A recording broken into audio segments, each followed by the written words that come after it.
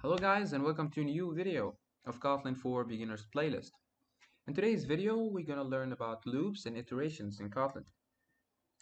So say for example you had a task to do which is printing hello for hundreds of times, and doing this manually is just tedious. Just duplicating the line till you reach 100 lines. This is so much to do and this is not beneficial. So for that we have loops. And the first type of loops we're going to start learning about is for loop. And now just type for here.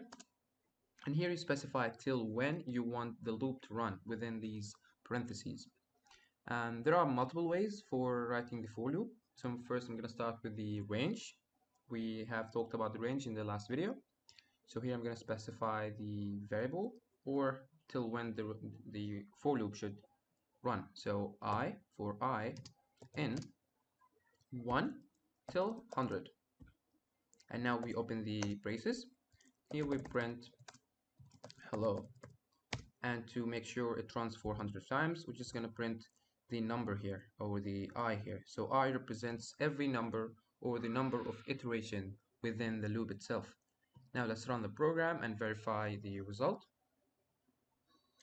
Here we have hundreds of hellos in the console from 1 to 100. Now let's discuss the second way for writing the for loop. So say you have a range from 0 to 100 and you want only to print the even values. So I'm going to make a variable called range equal to 0 to 100. And now it's of type IntRange. So here I'm going to use it within the for loop. So for even in range, now if we just print like this, it will print all the numbers within the range. I'm going to print even here, even. And after the range here, we provide something to tell the loop to only skip the second number or step for 2 numbers onwards. So we have a function in Kotlin standard library that's called step, and this function takes a number.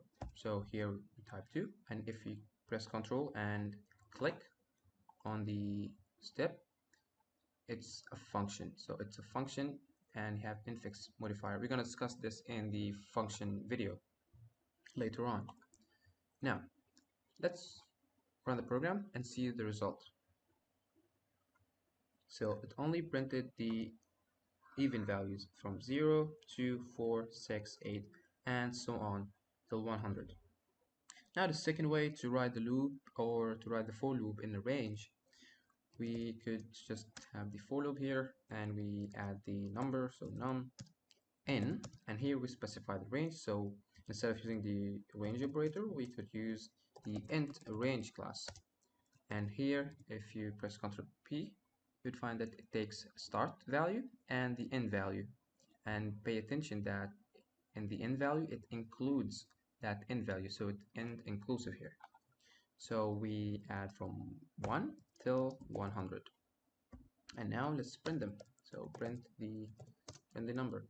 And for loop, just like for if and else and when, if you have only one command to execute, you can get rid of the curly braces here. Now print the num and we run the program, and here is the result, just like before.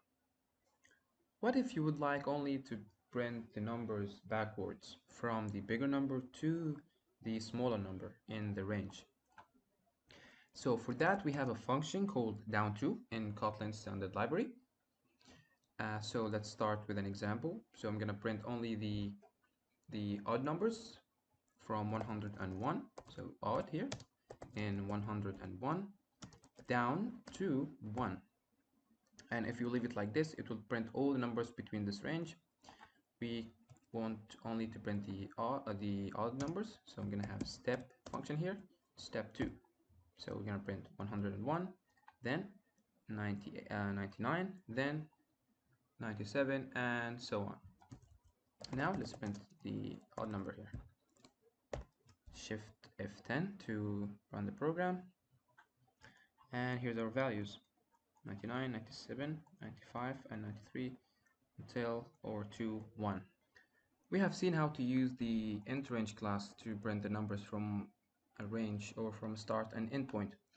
Now, if you remember that the end value is inclusive, so it will be included within the range and it will be printed to the console. And you maybe didn't like that. Maybe you just not want to include the end value. So we have another function again in the Kotlin standard library called until. So until just will print all the numbers until it reach the end value. And here I'm printing from 1 to 10 or until 10. So I'm not gonna include 10 here. So for x n 1 until 10. Now let's see the result to make sure that 10 is not printed. Shift F10. And here it is. So from 1 down to 9. If you remember in the beginning of the list, we have learned about using the collection data types in Kotlin, like arrays, maps, and lists. But we didn't discuss the ArrayList of here. So our ArrayList of is immutable, and you can add anything to it, it will be added. But the normal array, which we have discussed about, the array 1, 2, 3, for example, is immutable. So I just wanted to show you the difference here. This is ArrayList of, and this is a normal array. Now, another use case for using loops is to print the items that have been stored within an array. So before we used to print every item manually, but say for example you're gonna get a long list from a web server, and printing them manually won't just do the job. So for this we could use the for loop here. So we could say for every item, for item in array, print the item. So println the item. And if you click on the item here and press Ctrl Q, it's of type string, because the items which we have within the array are strings. And run the program to verify the output. And here are our items. Now the second way is to use the range. So in every collection there is a predefined range for the items within the collection. So for that we're just going to say the item or position, both for example, in the array dot indices here. You can use the position to print. If you run the program now, it just only print 0, 1, 2, 3, and 4. So this position here is of type int, and it represents the index or the position of the item within the collection. So to print the item, you could specify the array, and you could say get and the position, or you could use the bracket here to access the position, to access the item. Run the program, and here are our items. So with this for loop here, we get access to the item here and the position of the item. And we're gonna just try to print the item and the position. So the item at pose is array, let's type it here, array pose. Now run it to see the output, and the item at 0 is this, and so on. So if you'd like to access the item and the index of it in the same time, there's also another way to do this with the for loop, of course.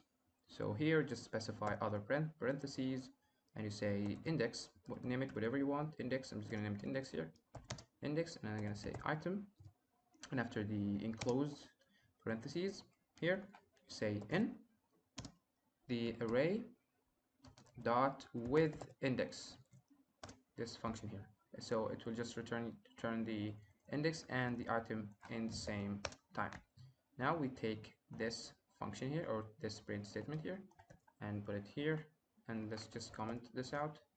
And here we put the index, and here the item. Oh, here it's just the item, and we see the result. So pretty much similar to what we had before. This is going to be all for today's video. I didn't expect this video to be this long. We only talked about the for loop and the different ways of writing it. So on the next video, we are going to talk about the while and the do while loop with collections and with other types as well. Thank you for watching and see you in the next one.